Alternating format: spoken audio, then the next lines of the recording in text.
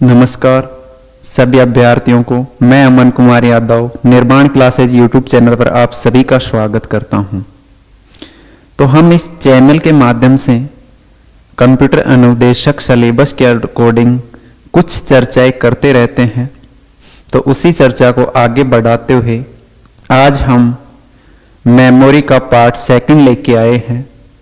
इससे पहले वाली क्लास में मेमोरी का पार्ट फर्स्ट कंप्लीट हो चुका, जिसमें हमने प्राइमरी मेमोरी के बारे में जाना।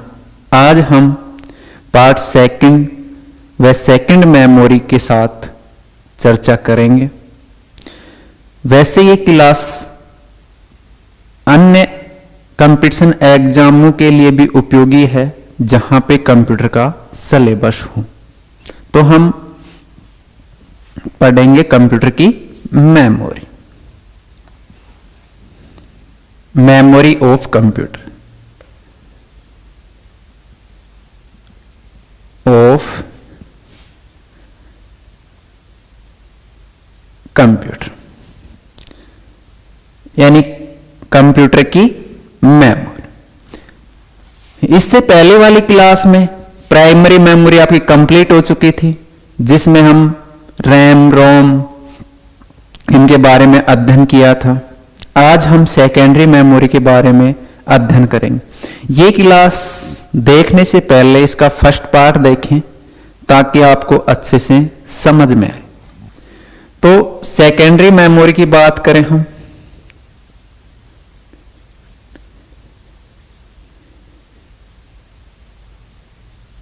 सेकेंडरी मेमोरी या हम इसको हिंदी में द्वितीयक मेमोरी के नाम से भी जानते हैं। कई जगह आपको ऑक्सिलरी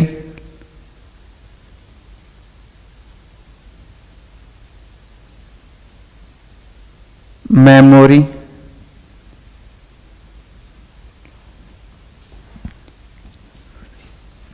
या हिंदी में बात करें तो सहायक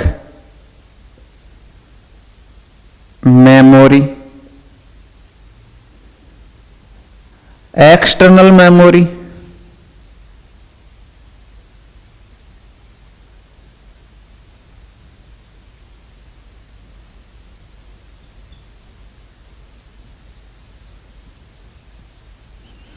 या हिंदी में बात करें हम तो बाह्य मेमोरी।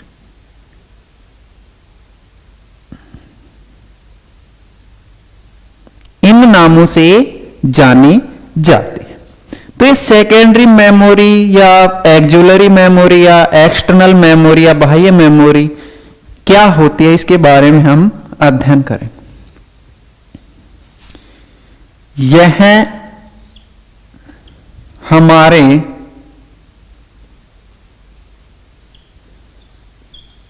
कंप्यूटर में डेटा, प्रोग्राम, ऐप, वो बात एप्लीकेशन या ऐप, प्रोग्राम, सूचनाएं या इंफॉर्मेशन,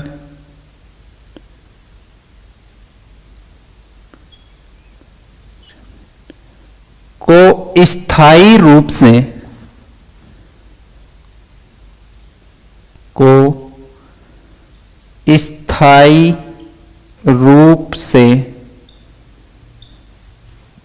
स्टोर करना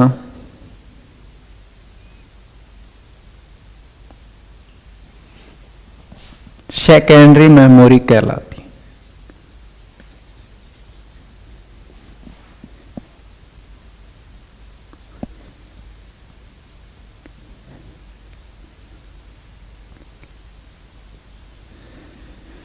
यानी हमारे कंप्यूटर में कोई भी डेटा, प्रोग्राम, इंफॉर्मेशन को स्थायी रूप से स्टोर करना या किसी भी स्थान पर स्टोर करना, कोई डेटा को संग्रह करना, वही क्या कहलाती है? Secondary memory.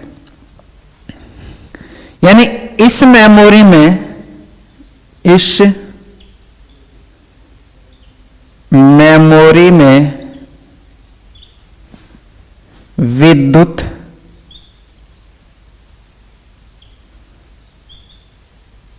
आपूर्ति बंद हो जाने पर भी, बंद हो जाने पर भी कोई डाटा नष्ट नहीं होता।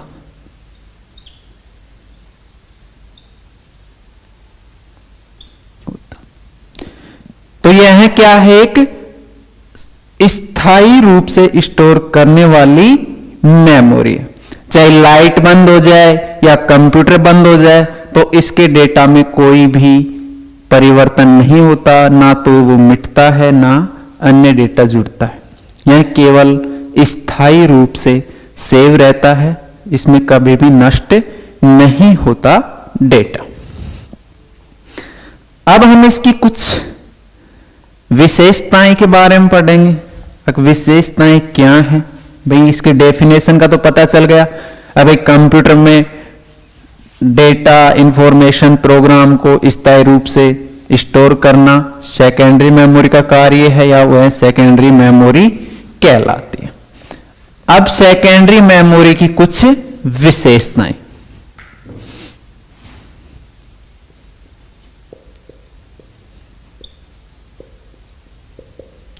विशेषताएं, यह मेमोरी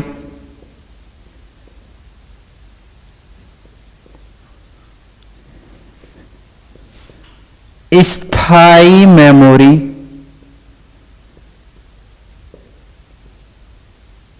या नॉन वोलेटाइल मेमोरी कहलाती है।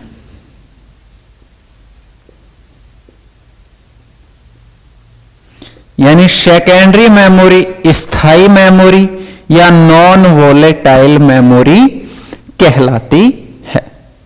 स्थायी मेमोरी क्यों कहलाती है? क्योंकि इसमें डेटा हमेशा स्थायी रूप से स्टोर होता है, इसलिए कौन सी मेमोरी? स्थायी मेमोरी या नॉन वोलेटाइल मेमोरी कहलाती। हम दूसरी विशेषता की बात करें, यह मेमोरी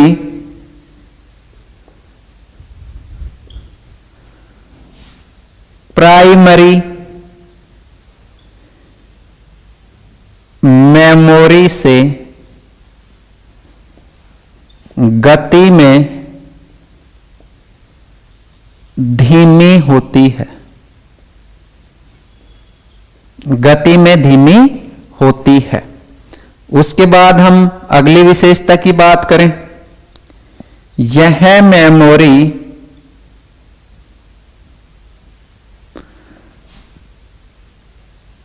प्राइमरी मेमोरी से सस्ती है।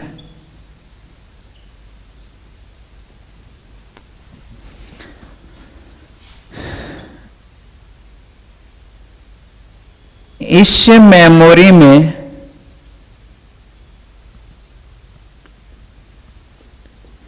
स्टोरेज क्षमता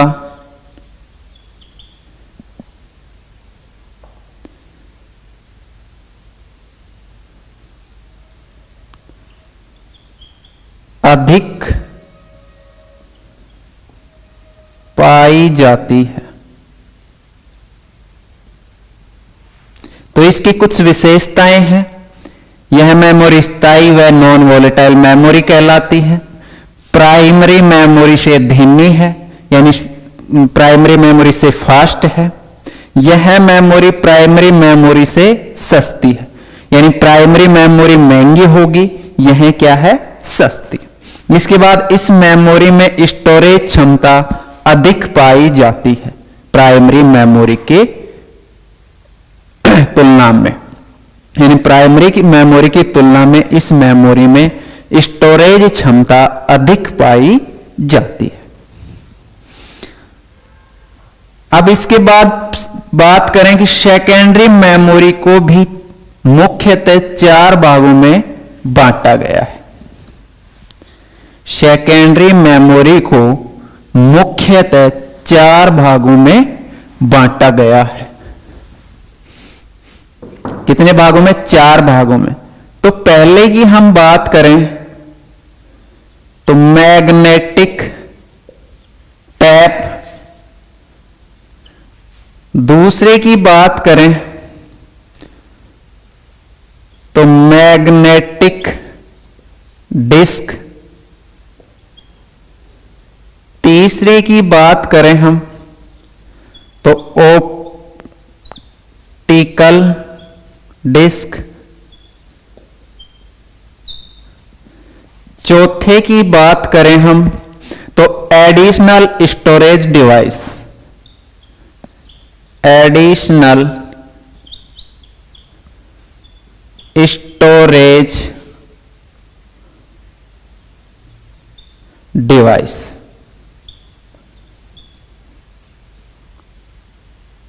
additional storage device.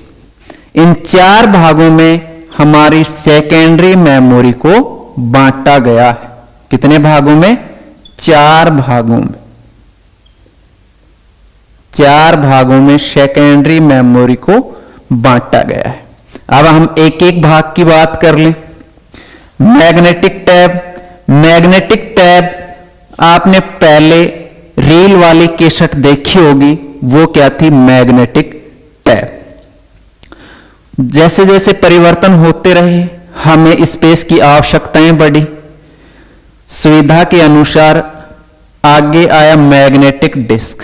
Magnetic disk भी 3 भागों में बांटा गया था। पहले आया फ्लॉपी डिस्क, उसके बाद HDD यानी हार्ड डिस्क ड्राइव, उसके बाद आया SSD जो अब प्रेजेंट में बहुत ज्यादा प्रचलित है, सॉलिड स्टेट ड्राइव।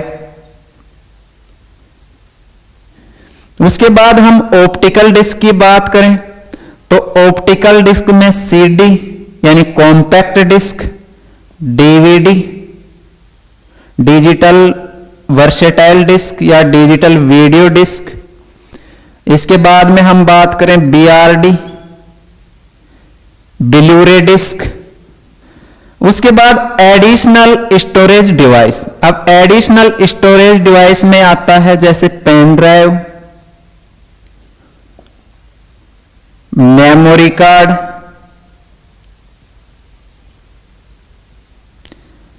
इसके बाद में हम बात कर लें क्लाउड मेमोरी। तो पेन ड्राइव आपने सभी ने देखी होगी, सुनी होगी, जो USB के माध्यम से कनेक्ट होती है। इस पेन ड्राइव के माध्यम से हम डेटा को एक स्थान से दूसरे स्थान पर ले जा सकते हैं, तो वो होती है pen drive. Memory card, memory card में भी डेटा स्टोर करते हैं, जैसे अपने फोन में एक चिप होती है, वो मेमोरी कार्ड। उसके बाद क्लाउड मेमोरी। क्लाउड मेमोरी की बात करें तो जब भी हमारा कोई भी डेटा ऑनलाइन स्टोर होता है किसी भी साइट पे, तो वो होता है क्लाउड मेमोरी। जैसे बात करें हम हमारे डिटेल की, जैसे कोई भी मेल पे हम कॉन्टैक्ट सेव करते हैं, हमारी फोटो सेव करते हैं, तो वो एक क्लाउड मेमोरी के रूप में सेव होती है, क्योंकि वो सर्वर किसका होता है? गूगल का, और डेटा हमारा सेव हो रहा है, तो वो क्या है? Cloud memory. तो हम एक एक की बात करते हैं। तो सबसे पहले बात करते हैं मैग्नेटिक टैब की।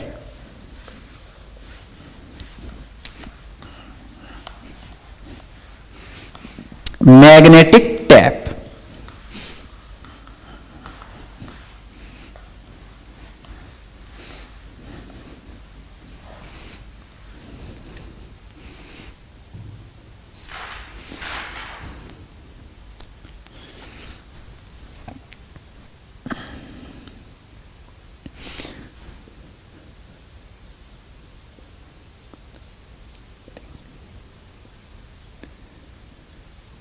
मैग्नेटिक टैप, यह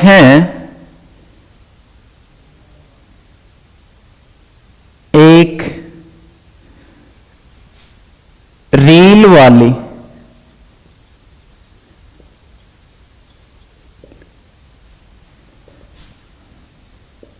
कैसेट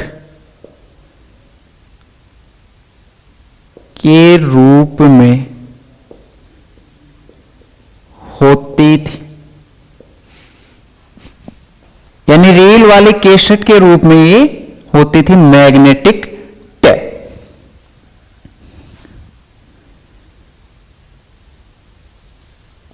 इसमें एक प्लास्टिक का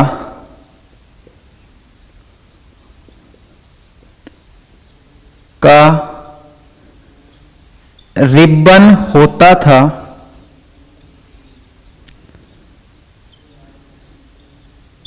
जिस पर चुंबकीय पदार्थ का लेप किया जाता था।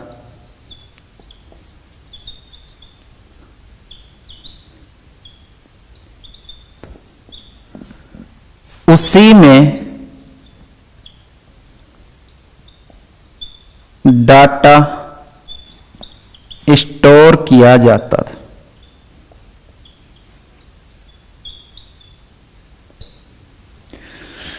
तो ये एक रील वाली कैसेट है, वो उसी का नाम था मैग्नेटिक टैप।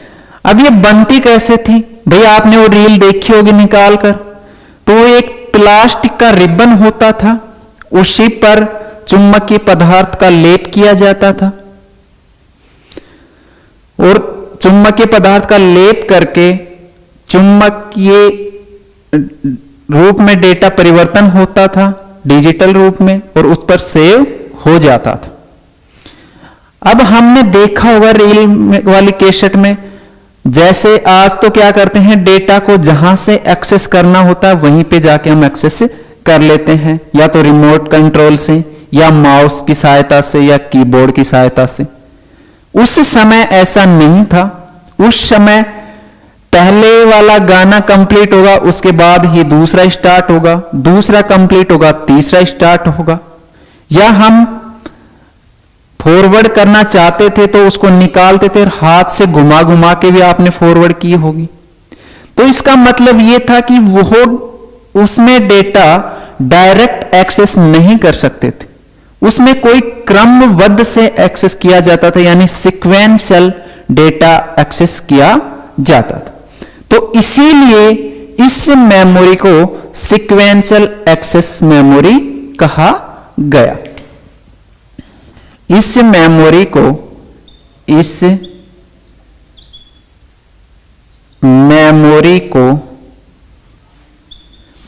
सीक्वेंशियल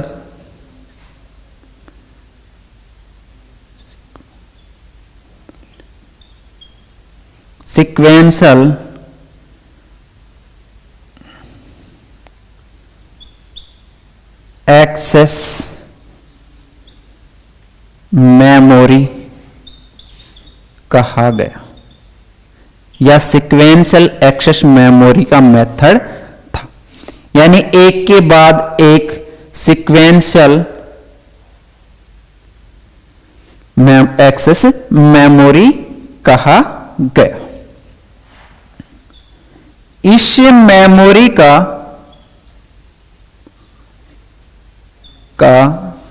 उपयोग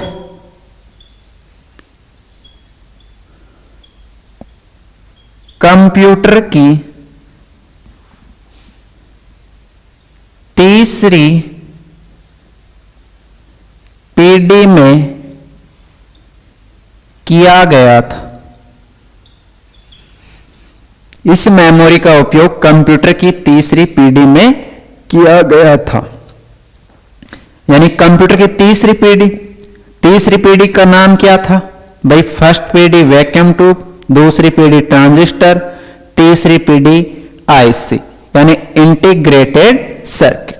तो आईसी वाली पीढ़ी में इसका उपयोग किया गया। इसके बाद हम बात करें मैग्नेटिक टैप का आविष्कार किसने किया, तो आविष्कार जेपी अकर्ट्स, जेपी अकर्ट व जोहन माउचली। जॉन मॉचले ने इसका आविष्कार किया।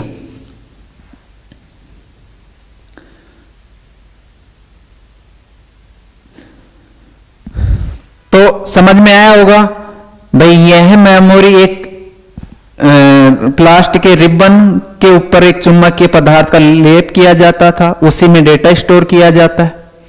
उसके बाद में हमने बताया है इस मेमोरी में सीक्वेंशियल एक्सेस मेमोरी कहा गया, क्योंकि इस डेटा को एक के बाद क्रमबद्ध से उपयोग में लिया जा रहा था, डायरेक्ट नहीं लिया जा रहा, इसलिए इसको सीक्वेंशियल एक्सेस मेमोरी का रूप दिया गया। यह कंप्यूटर की तीसरी पीढ़ी में उपयोग में आई। तीसरी पीढ़ी का नाम कौन सा था, आईसी। मैग्नेटिक टैप का आविष्कार किसने किया, तो हम बात करें जेपी अकर्ट्स व जोहन मॉचले। अब हम इसके बाद बात करते हैं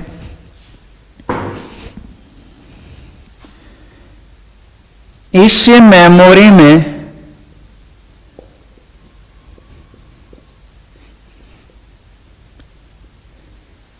एक ही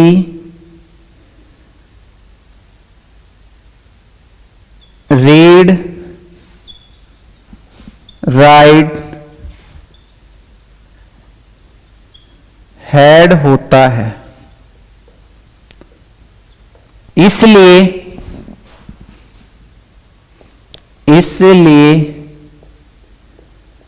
एक समय में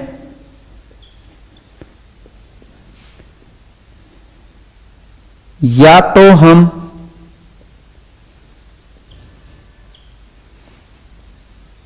रीड कर सकते हैं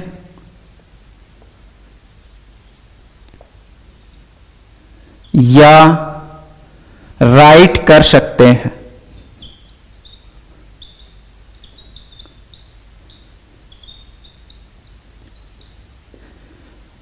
एक साथ दोनों काम नहीं कर सकते, क्योंकि इसमें एक ही रीड राइट हेड लगा हुआ था, इसलिए या तो हम एक समय में लिख सकते थे या एक समय में पढ़ ही सकते थे, दोनों काम एक समय में नहीं कर सकते थे। जैसे आज हम हार्ड डिस्क में रीड भी कर रहे हैं और राइट भी कर रहे हैं, उस समय ऐसा नहीं था, केवल या तो रीड कर सकते थे या हम राइट कर सकते थे, यानी लिख सकते थे या पढ़ सकते थे।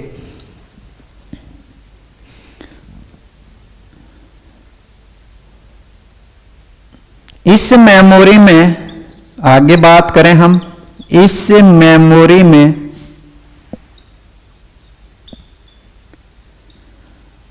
डाटा को BCD कोड में स्टोर किया गया। BCD की बात करें हम तो बाइनरी कोड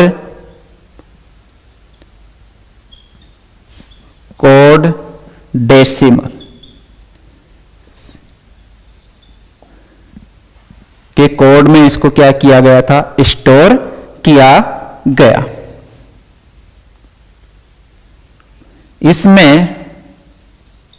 इसमें डेटा ट्रैक में स्टोर किया जाता था। आज हम हार्ड डिस्क की बात करें तो उसमें डेटा सिलेंडर ट्रैक सेक्टर में किया जाता है, उस समय केवल ट्रैक में ही डेटा सेव किया जाता था। किस कोड में, तो BCD कोड में स्टोर किया जाता था बाइनरी कोड डेसिमल। इसमें एक ही क्या होता था, रीड राइट हेड होता था, इसलिए एक समय में एक बार ही या तो हम पढ़ सकते थे या लिख सकते थे, दोनों काम एक साथ नहीं कर सकते थे। अब इसके बाद में हम बात करते हैं magnetic disk. Magnetic tape complete, यानी आप एक टेलीविजन या रेडियो की कैसेट देखी होगी, वो ही होती थी मैग्नेटिक टेप, जो रील वाली कैसेट। उसके बाद में हम बात करते हैं मैग्नेटिक डिस्क।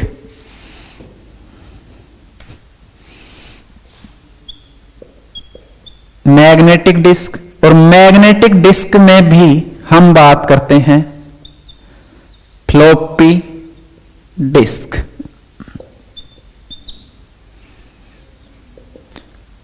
फ्लॉपी डिस्क एक प्लास्टिक की गोल डिस्क होती थी, जिस पर हम वो ही एक बात करें,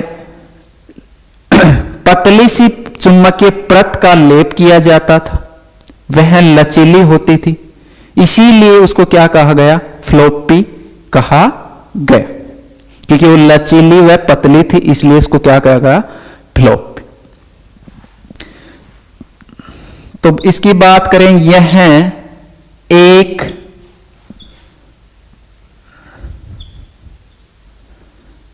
प्लास्टिक के गोल आकृति की डिस्क थी, आकृति की डिस्क थी, जिस पर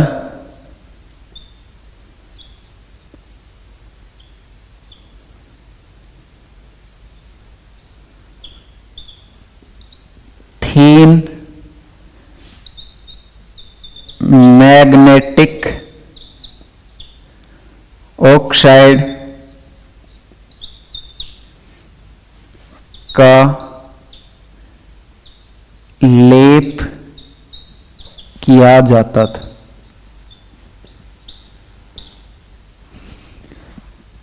यह बहुत पतली व लचीली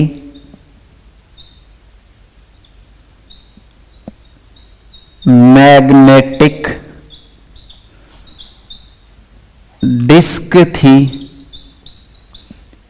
इसलिए इसे फ्लॉपी डिस्क का नाम दिया गया। फ्लॉपी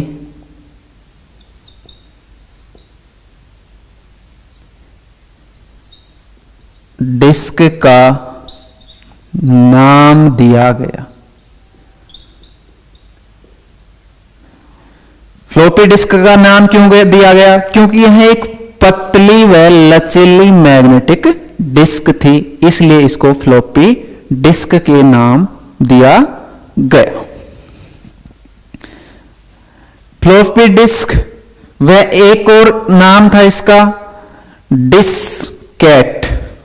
फ्लॉपी डिस्क के नाम से या फिर हम इसको डिस्केट के नाम से भी जानते थे।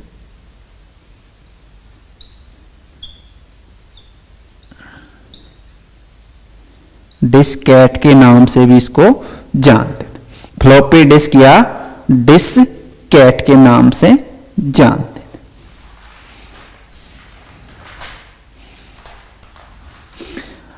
इस फ्लॉपी डिस्क में एक पॉइंट होता था।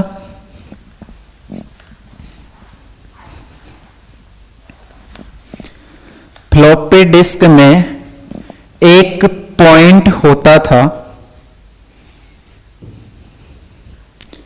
फ्लॉपी डिस्क के बीच में एक पॉइंट होता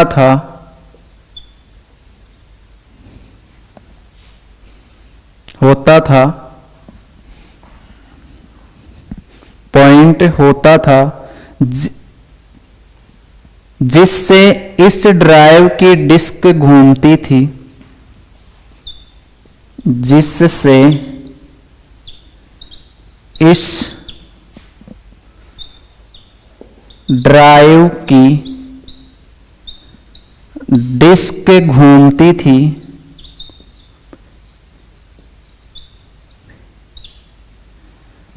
थी, उसी के साथ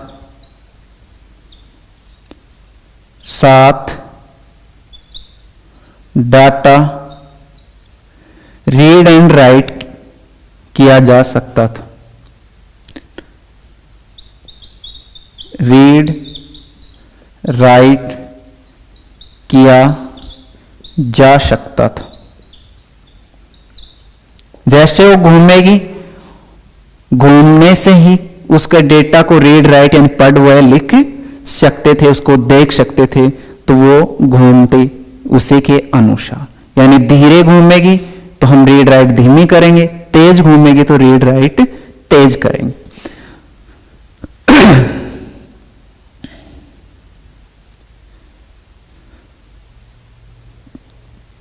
तो हम घूमने की बात कर रहे थे, तो इसमें घूमने की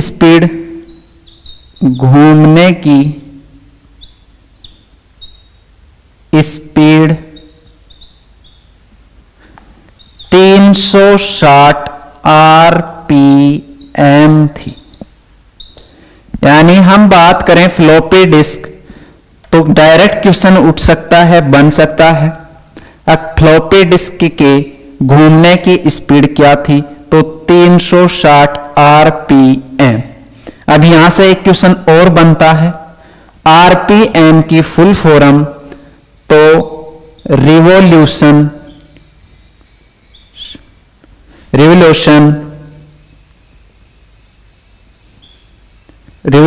पर मिनट, रिवोल्यूशन पर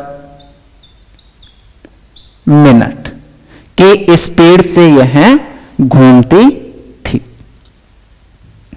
अब फ्लॉपी डिस्क को भी दो भागों में बांटा गया है,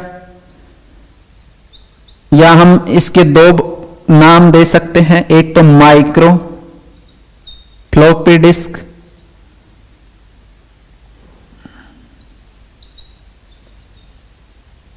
फ्लॉपी, दूसरा नाम दें तो उसका है mini floppy disk.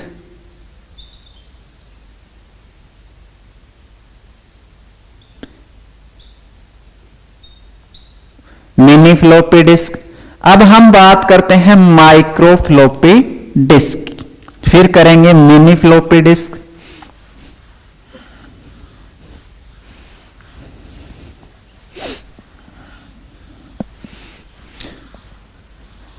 Micro floppy disk,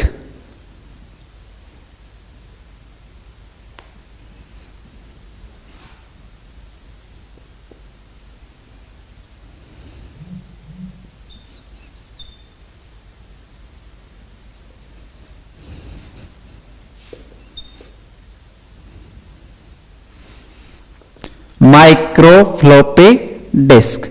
अब माइक्रो फ्लॉपी डिस्क के व्यास की बात करें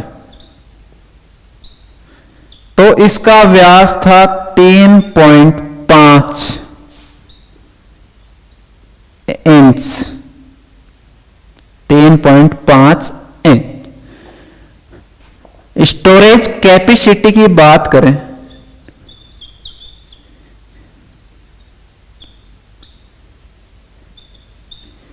या हम भंडारण क्षमता की बात करें तो इसमें था 1.44 MB। यानी हम इसमें डेटा 1.44 MB कर सकते थे। और इसकी क्षमता व्यास की बात करें तो 3.5 इंच इसका व्यास है।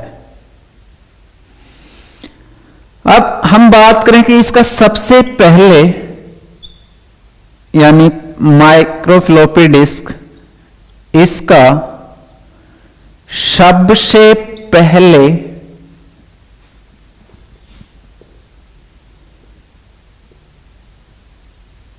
एप्पल कंप्यूटर में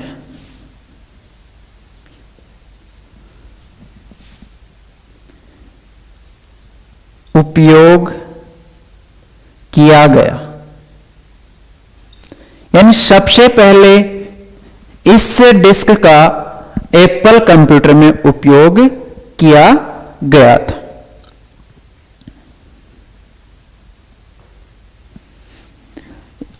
इसको रीड करने के लिए, इसको रीड करने के लिए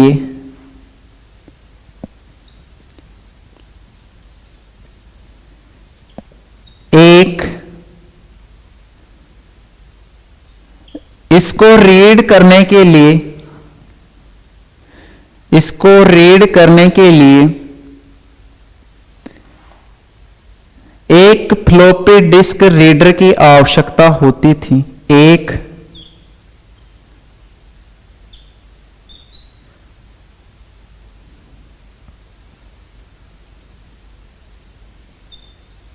फ्लॉपी डिस्क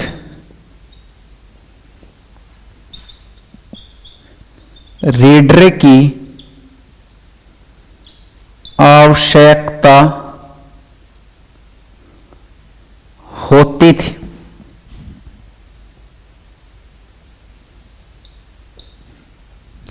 यानी एक फ्लॉपी डिस्क रीडर होता था, उसकी आवश्यकता होती थी इसे रीड करने के लिए। जैसे आज हम डीवीडी को रीड करते हैं तो डीवीडी राइटर होता है, डीवीडी डिस्क ड्राइव होता है, उसमें राइट करते हैं। ऐसे ही फ्लॉपी डिस्क रीडर की आवश्यकता होती थी। हार्ड डिस्क की तरह स्वतः ही नहीं होता था, इसमें एक ड्राइव की भी आवश्यकता होती थी जिसको फ्लॉपी डिस्क रीडर के नाम से जानते थे। अब हम उसके बाद में बात करें मिनी फ्लॉपी डिस्क, यानी ये तो माइक्रो फ्लॉपी डिस्क हो गई। इसके बाद हम बात करते हैं मिनी फ्लॉपी डिस्क।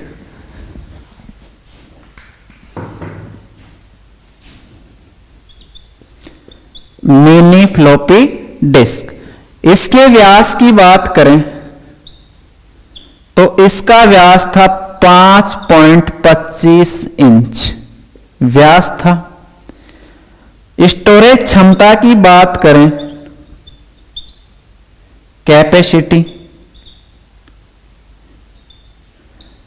तो स्टोरेज कैपेसिटी की बात करें तो 2.88 MB था।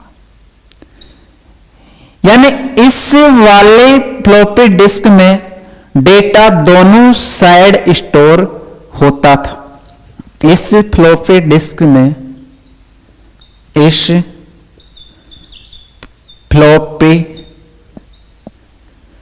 डिस्क में डाटा दोनों साइड स्टोर होता था, दोनों साइड स्टोर होता था।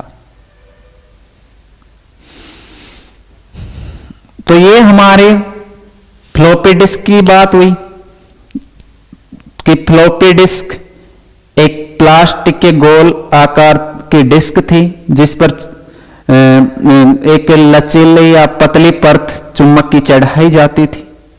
तो वह लचीली व पतली होने के कारण इसको फ्लॉपी कहा गया या फ्लॉपी डिस्क नाम दिया गया। फ्लॉपी डिस्क को भी दो भागों में बांटा गया, एक माइक्रो फ्लॉपी डिस्क, एक मिनी फ्लॉपी डिस्क। अब इन दोनों का भी हमने व्यास और उसकी कैपेसिटी के बारे में देखा। सबसे पहले किस कंप्यूटर में उपयोग में ली गई, तो एप्पल कंप्यूटर में। तो ये कुछ बातें थी। वैसे फ्लॉपी डिस्क आजकल लुप्त हो गई, ज्यादातर हार्ड डिस्क SSD का उपयोग किया जा रहा है स्टोरेज डिवाइस के लिए। तो इससे क्वेश्चन भी कम ही बनते हैं एग्जाम में। अब हम बात करते हैं मैग्नेटिक डिस्क के हार्ड डिस्क की। मैग्नेटिक डिस्क में हार्ड डिस्क की।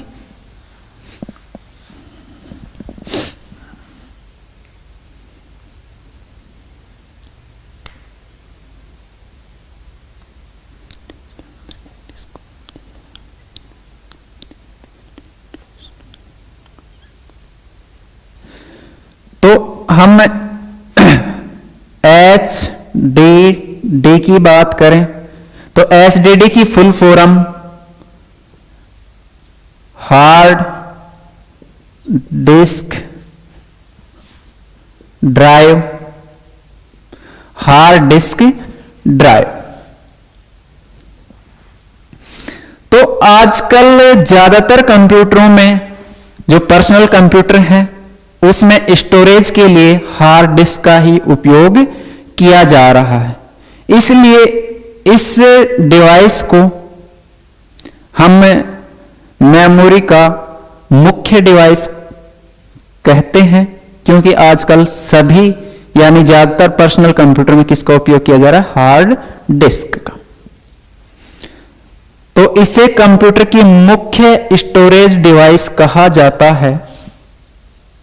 इसे कंप्यूटर की मुख्य स्टोरेज डिवाइस कहा जाता है। हार्ड डिस्क को कंप्यूटर की मुख्य स्टोरेज डिवाइस कहा जाता है। यह एक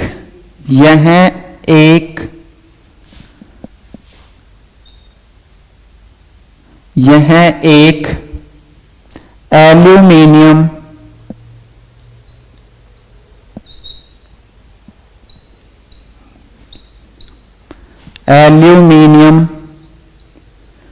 धातु की बनी होती है। यह एक एल्यूमीनियम धातु की बनी होती है। हार्ड डिस्क के अंदर एक डिस्क घूमती है। हार्ड डिस्क के अंदर एक डिस्क घूमती है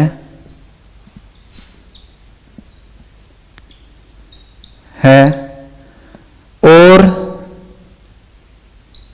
वह डिस्क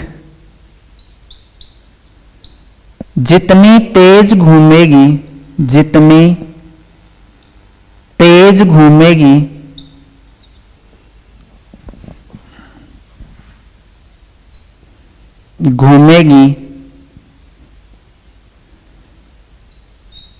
उतनी ही तेज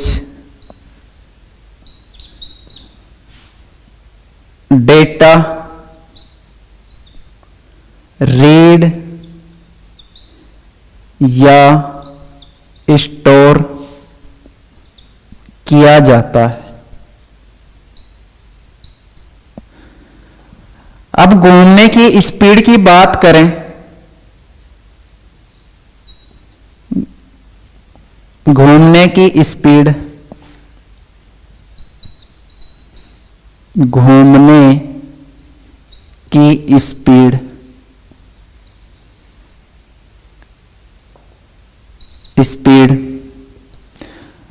यानी 5200 से 7200 आरपीएम से घूमती है। आरपीएम की फुल फॉर्म तो रिवोल्यूशन पर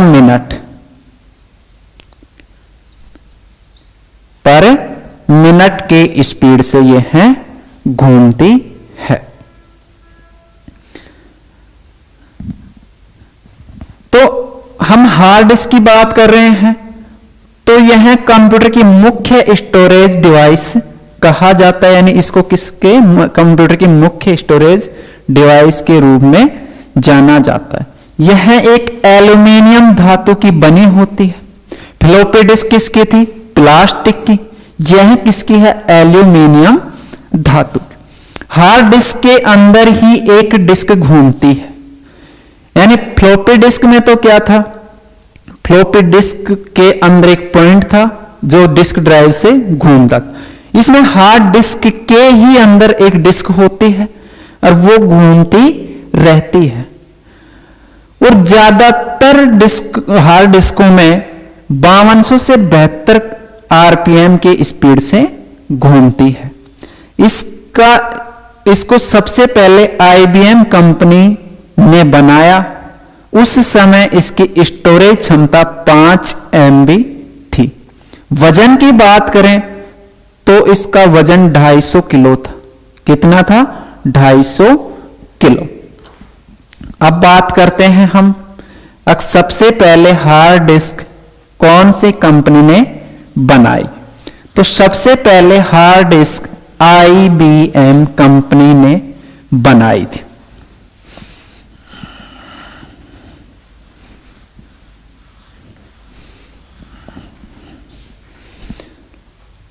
पहला हार्ड डिस्क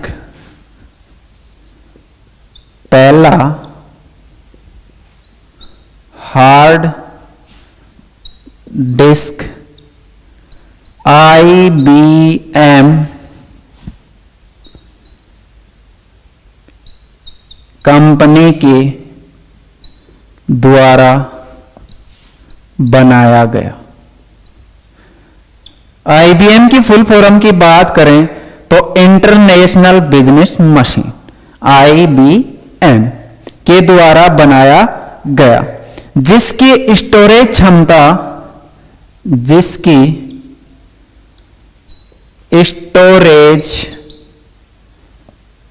क्षमता या कैपेसिटी 5 MB थी। वजन की बात करें तो 250 किलो इसमें वजन था। यह RAMAC मेथड पर इसका उपयोग किया गया। RAMAC मेथड का उपयोग किया गया। इसकी फुल फॉर्म की बात करें तो रैंडम एक्सेस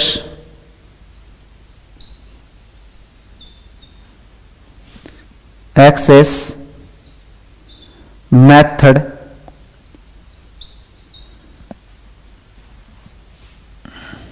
ऑफ अकाउंटिंग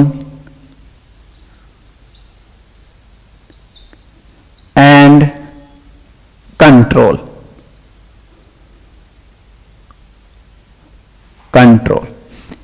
यानी RAMAC मेथड पर इसका उपयोग किया गया, यानी डायरेक्ट हम इसमें एक्सेस कर सकते थे। मैग्नेटिक टैब में आपने सीक्वेंशियल किया था, डायरेक्ट नहीं किया। हार्ड डिस्क में आप डायरेक्ट एक्सेस कर रहे हो। अब हार्ड डिस्क को भी हमने 2 भागों में बांटा, यानी पहले हार्ड डिस्क पाटा के नाम से आती थी, आजकल हार्ड डिस्क साटा के नाम से आ रही है। तो हार्ड डिस्क को भी हमने कितने भागों में बांटा? 2 भागों में, या 2 प्रकार की हार्ड डिस्क है। पहले कौन सी? पाटा। अब फिलहाल जो चल रही है वो है साटा। अब पाटा की फुल फॉर्म की बात करें, पैरेलल एडवांस्ड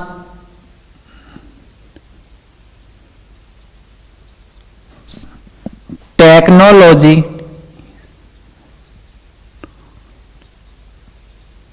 अटैचमेंट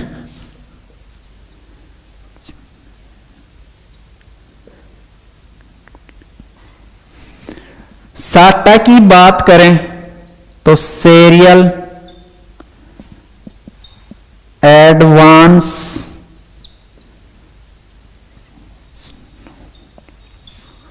टेक्नोलॉजी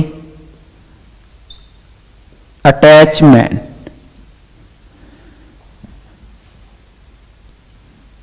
तो यह पैरेलल पहले आई थी, अब फिलहाल में कौन सी आ रही है? सीरियल।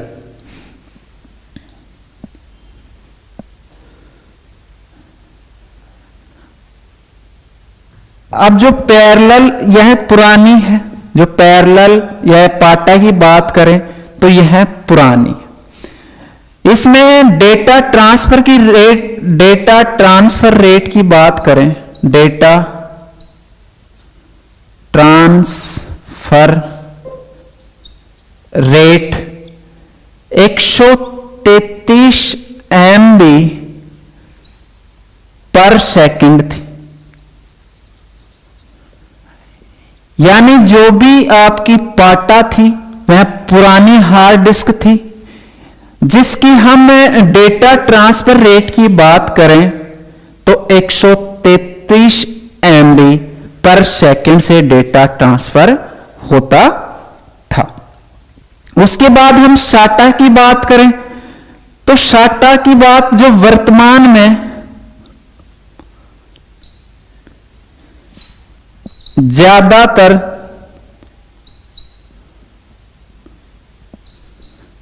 कंप्यूटर व लैपटॉप में इसका इस्तेमाल किया जा रहा है।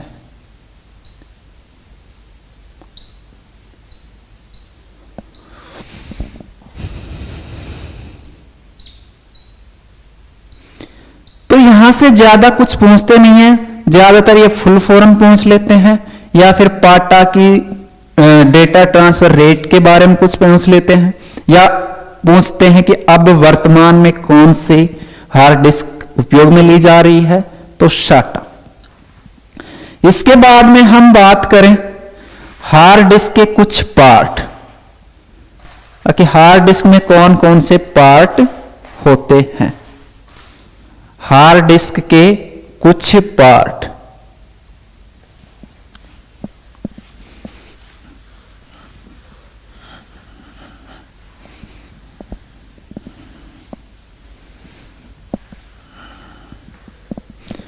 तो एक छोटे से डायग्राम से उसके पार्टों के बारे में कुछ समझेंगे हम।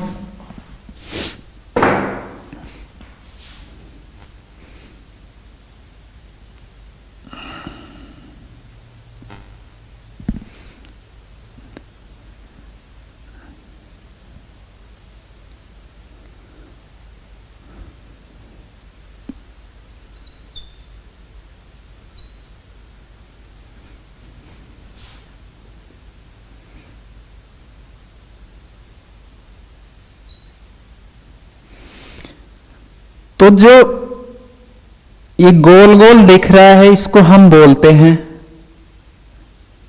प्लेटर। क्या बोलते हैं इसको? प्लेटर। ये बीच में दिख रही है आपको, ये ब्लैक कर दिया मैंने, इसको हम बोलते हैं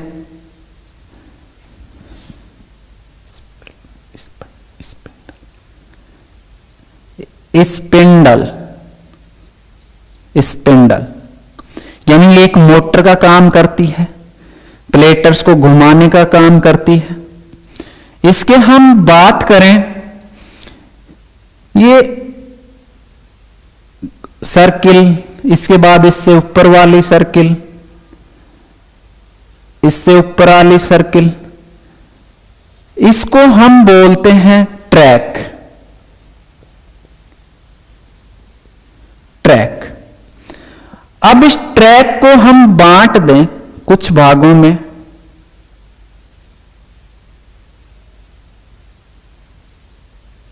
ट्रैक को हमने बांट दिया। अब जो एक छोटा सा भाग है या हिस्सा है, इस हिस्से को हम कहेंगे सेक्टर। तो हार्ड डिस्क में डेटा स्टोर ट्रैक, सेक्टर व सिलेंडर में होता है। अब ये सेक्टर हैं, इन 15 सेक्टरों को मिलाकर क्या बनता है? सिलेंडर। बाद में बताएंगे इसकी कहानी कैसे क्या है। उसके बाद में हम बात करें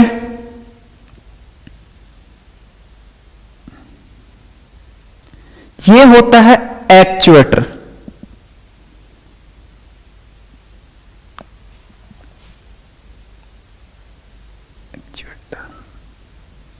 एक्चुएटर ये होता है एक्चुएटर एक्सेस।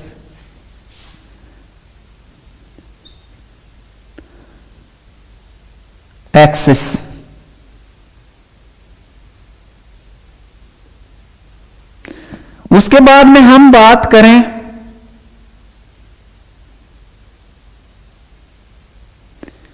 तो ये ऊपर तिकोना दिख रहा है, इसको बोलते हैं हम रीड राइट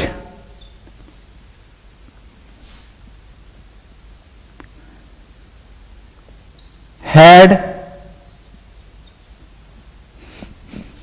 यहां पर होता है रीड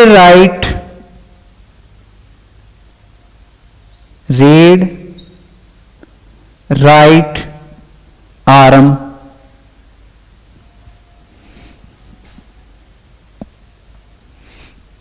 नीचे हम बात करें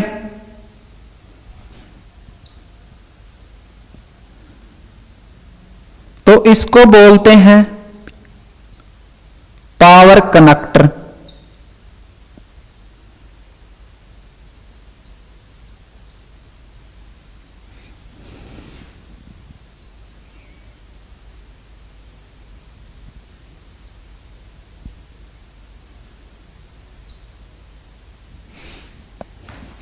इसको बोलते हैं हम आईडीई कनेक्टर। IDE connector. ये दिख नहीं रहा तो हम इसको यहां पे लिख देते हैं आईडीई कनेक्टर।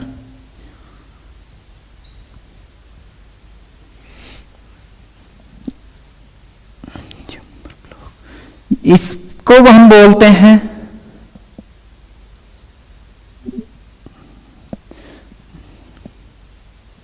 Jumper block. तो ये हार्ड डिस्क के कुछ पार्ट्स हैं, इसके बारे में हम समझेंगे। तो एक आप इसको उतार सकते हैं। अब हम बात करें सबसे पहले इसकी प्लेटर्स की। किसकी बात करेंगे हम सबसे पहले? प्लेटर्स की।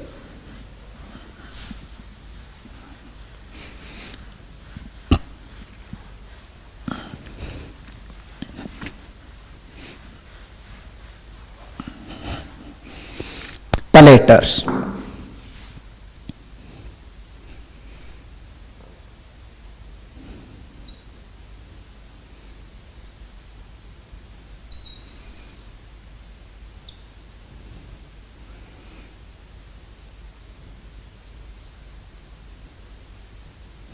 प्लेटर्स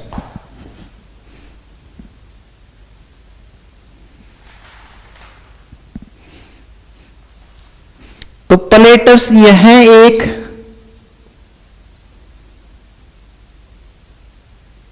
गोलाकार डिस्क होती है।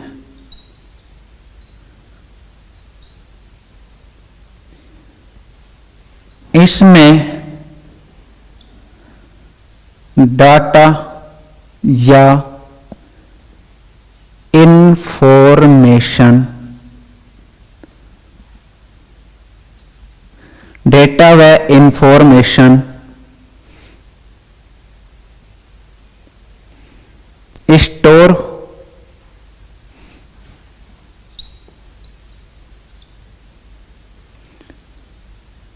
होती है जो ट्रैक सेक्टर सिलेंडर ट्रैक व सेक्टर में होती है, जो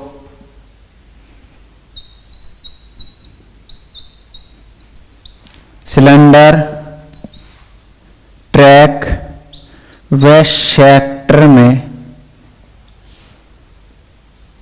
होती है। यानी मेन हार्ड डिस्क की बात करें तो मेन हार्ड डिस्क के अंदर जो डेटा इंफॉर्मेशन स्टोर होती है वो किस में होती है? प्लेटर्स। किस में होती है?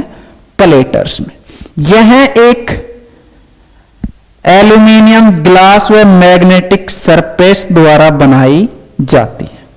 यह एक एल्यूमिनियम ग्लास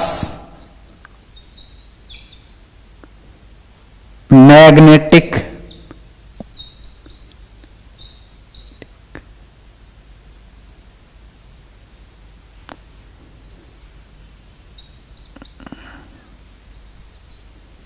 सरफेस से बनाई जाती है।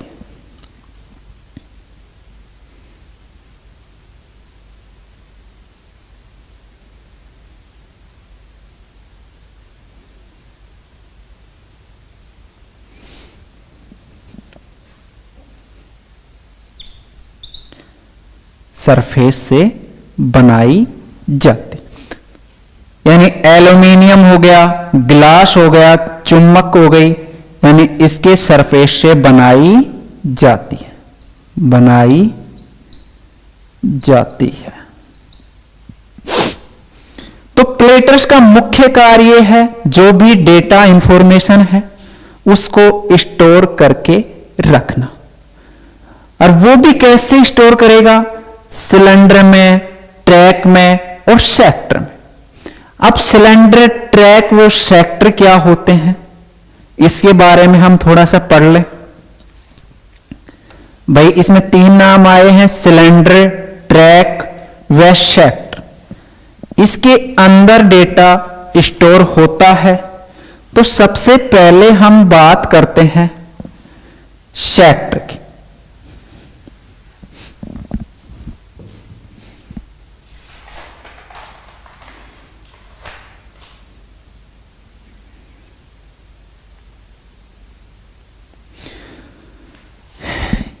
यानी हम बात करें सेक्टर।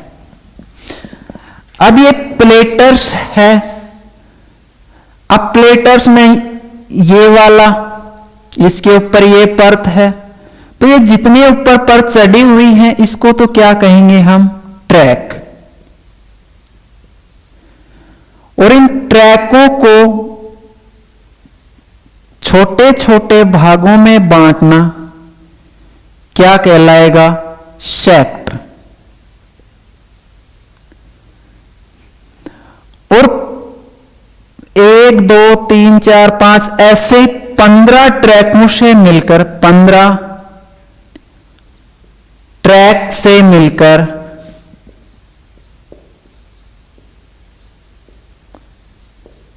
एक सिलेंडर बनता है,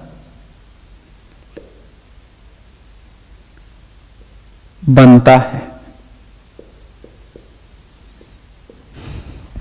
तो हम सबसे पहले सेक्टर की बात करें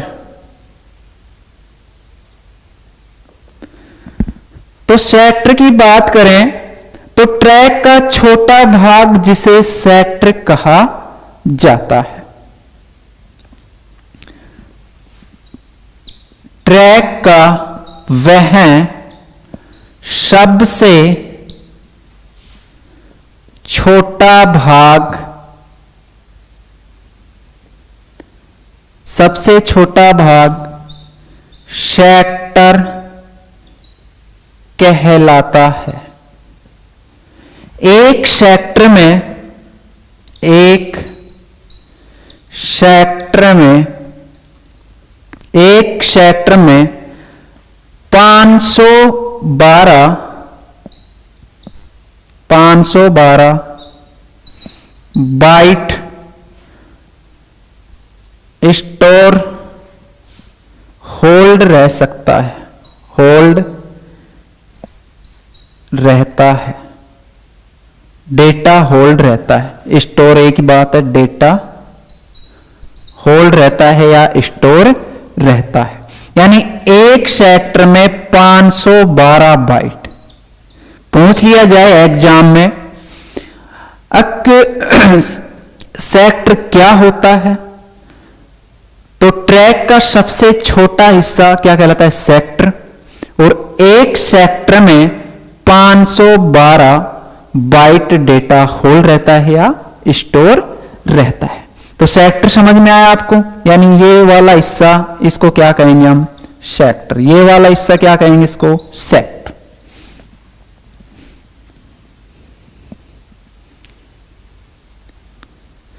उसके बाद में हम बात करें बायोस लिमिटेशन के अनुसार एक ट्रैक में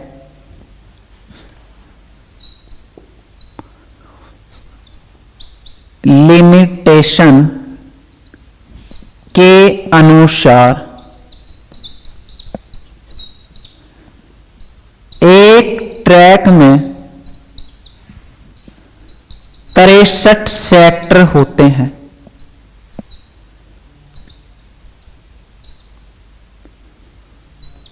यानी बायोस लिमिटेशन के अनुसार, यानी बायोस के लिमिटेशन के अनुसार एक ट्रैक में 63 सेक्टर होते हैं। उसके बाद में हम बात करें ट्रैक की, सेक्टर की बात हुई, उसके बाद हम बात करते हैं ट्रैक की।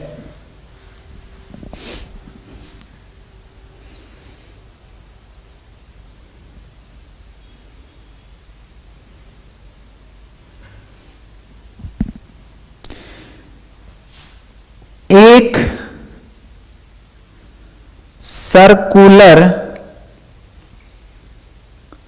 पथ पर डाटा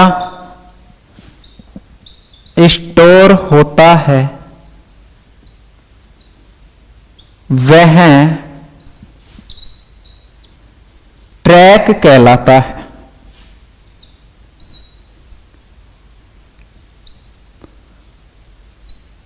ट्रैक कहलाता है। उसके बाद हम बात करें सिलेंडर की,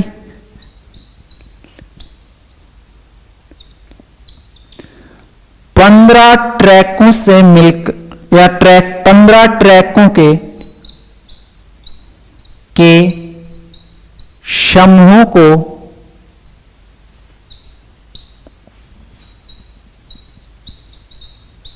सिलेंडर कहते हैं, सिलेंडर कहते हैं। अब आपको पता चला होगा हार्ड डिस्क में सेक्टर, ट्रैक व सिलेंडर में डेटा स्टोर कैसे रखते हैं, क्योंकि जल्दी से एक्सेस कर लें इसलिए इसमें रखते हैं। सेक्टर आपको पता चला होगा, ट्रैक आपको पता चला और सिलेंडर आपको पता चला। प्लेटर्स को तो पता चल ही गया, अब भाई एक एल्यूमिनियम धातु से गोल सर्किल होती है। उसके बाद हम बात करते हैं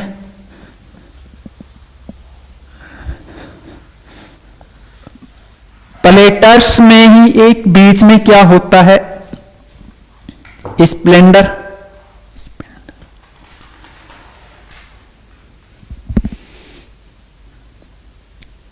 स्पिंडल, ये वाला जो हिस्सा है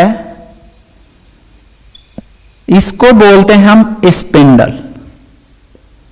स्पिंडल, स्पिंडल का काम एक मोटर की तरह है जो प्लेटर्स को घुमाता रहता है, जब भी आवश्यकता हो उसको रोटेट करता है या स्पिन करता है, जिसकी सहायता से जो अपना रीड राइट हेड है वो डेटा को रीड या राइट कर सके।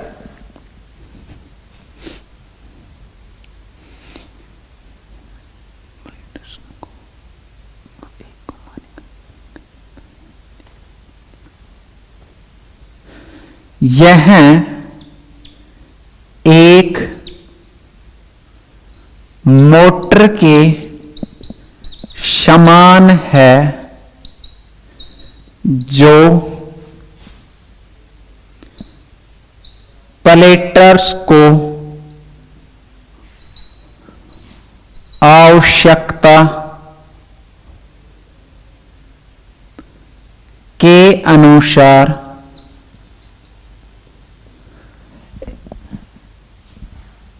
स्पिन या घुमाता है। घुमाता है और एक निश्चित स्थान पर और एक निश्चित स्थान पर रोकता है, जिससे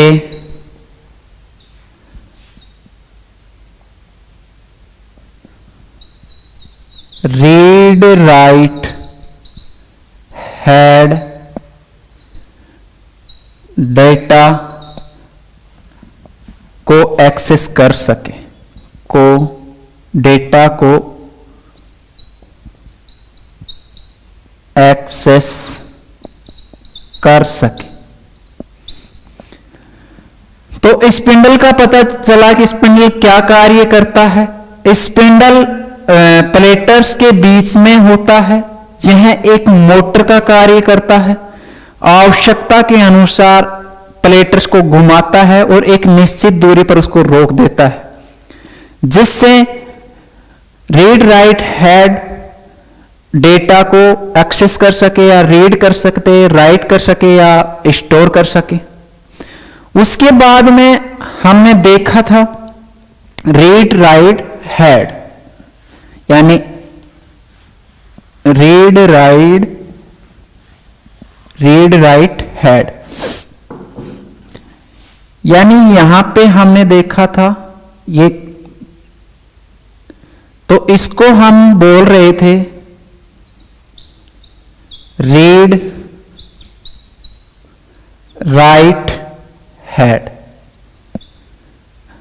अब रीड राइट हेड की बात करें, रीड राइट हेड यह डाटा को रीड व राइट करने के लिए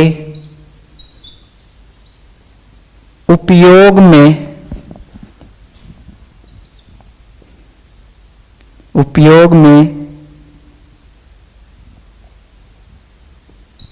लिया जाता है।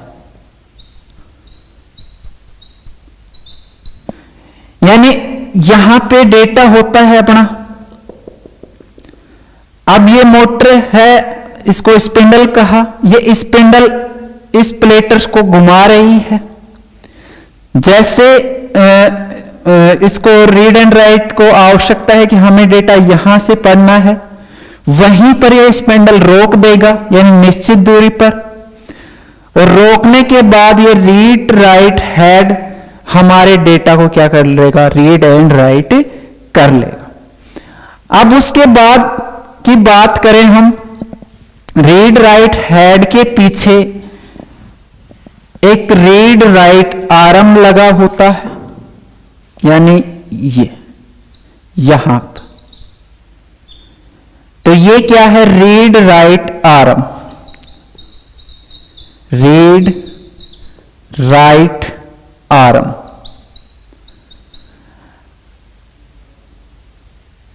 तो इसका कार्य क्या है, यह रीड राइट हेड के पीछे लगा होता है,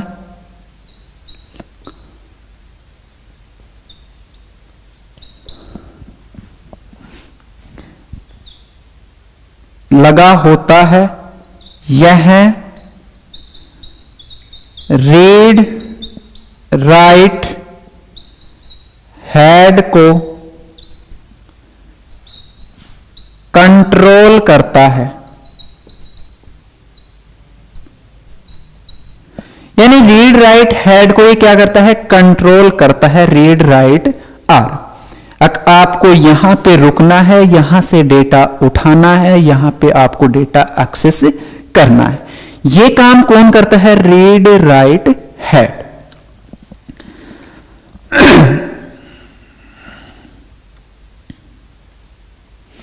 अब उसके बाद एक्चुएटर देखा आपने, यहां पे क्या लगा हुआ था, एक्चुएटर।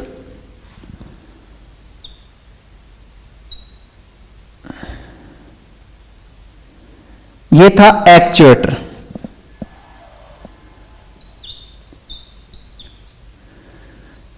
अब एक्चुएटर की बात करूं तो एक्चुएटर का कार्य क्या है, तो एक्चुएटर एक छोटी सी मोटर है,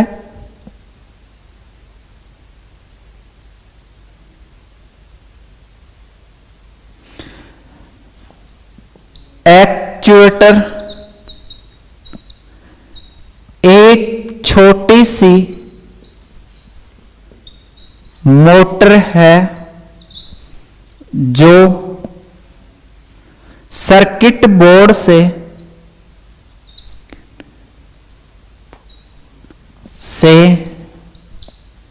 वह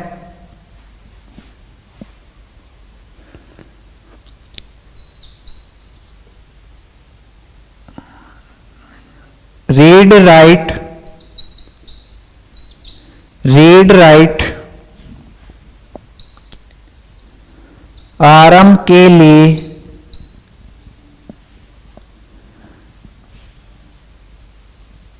कंट्रोल इंस्ट्रक्शन प्राप्त करती है, के लिए आरएम के लिए कंट्रोल इंस्ट्रक्शन प्राप्त करती है।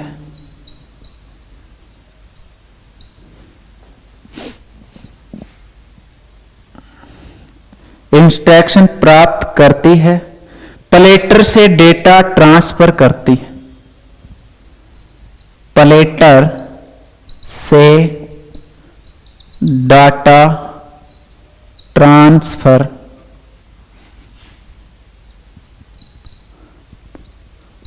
का निर्देश करती है।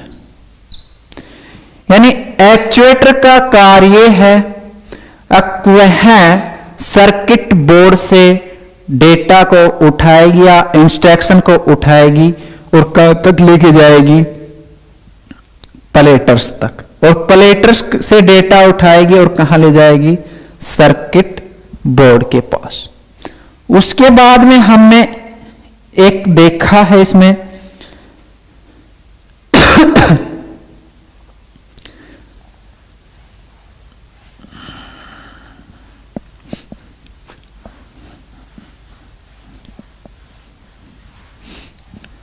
कनेक्टर। यहां पे हमने एक बनाया था हार्ड डिस्क, तो यहां पे एक कनेक्टर देखा था हमने। तो कनेक्टर क्या कार्य करते हैं,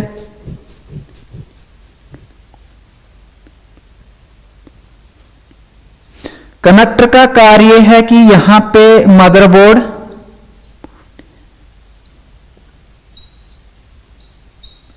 जैसा है, ये क्या होता है, सर्किट बोर्ड।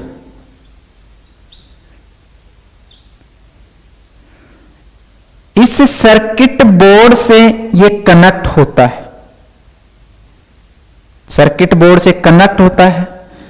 तो जो भी डेटा होता है सर्किट बोर्ड पर, या हम आईसी इंटीग्रेटेड सर्किट के समूह की बात करें तो यहां से डेटा कहां पहुंचाता है, प्लेटर्स, और प्लेटर्स से कहां पहुंचाता है, सर्किट बोर्ड। यानी कनेक्टर एक बस का कार्य करता है जो डेटा का आदान प्रदान करता है।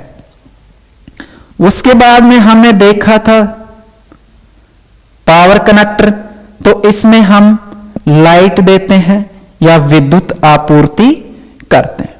तो ये हो गया हमारी हार्ड डिस्क। अब हार्ड डिस्क का ही एक एडवांस रूप आया है और उसको कहते हैं हम SSD।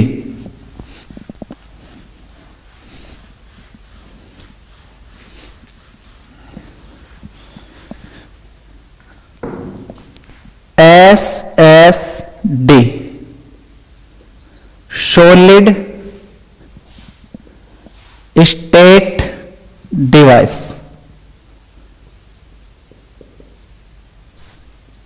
सॉलिड स्टेट डिवाइस यानी अब तक हमने पढ़ा magnetic tape, floppy disk, hard disk, इन सभी में घूमने का कार्य था। क्या था? घूमने का कार्य था। और जितनी फास्ट घूमेगा उतने ही फास्ट क्या होगा, में डेटा एक्सेस होगा, स्टोर होगा, रीड एंड राइट होगा। पर अब एडवांस तकनीकी या टेक्नोलॉजी में हमारे पास आई SSD। तो ये SSD घूमती नहीं है, ये घूमती नहीं है, यह डेटा को डायरेक्ट एक्सेस करवाती है। इसलिए इसकी स्पीड क्या है, फास्ट है। और कंप्यूटर की स्पीड फास्ट बनाने के लिए ही हम आजकल SSD कार्ड का उपयोग कर रहे हैं, यानी इसका हम उपयोग कर रहे हैं। तो ये है इसका एडवांस, जो ज्यादातर इसकी फुल फॉर्म पूछ लेते हैं। SSD कार्ड की फुल फॉर्म क्या है? तो सॉलिड स्टेट डिवाइस। यह घूमता नहीं है, डायरेक्ट डेटा एक्सेस करता है। अब आपके लिए क्वेश्चन है,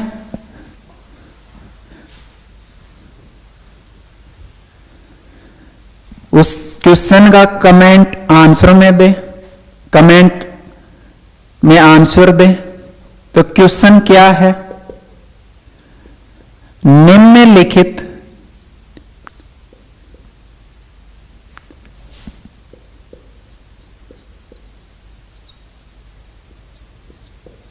हित में से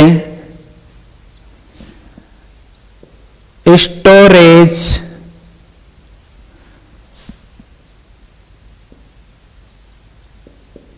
डिवाइस नहीं है। Option A pen drive, option B hard disc,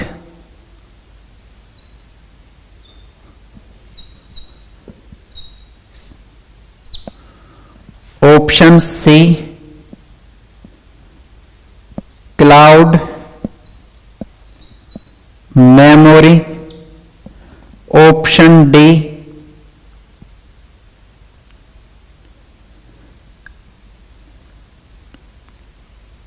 floppy disc.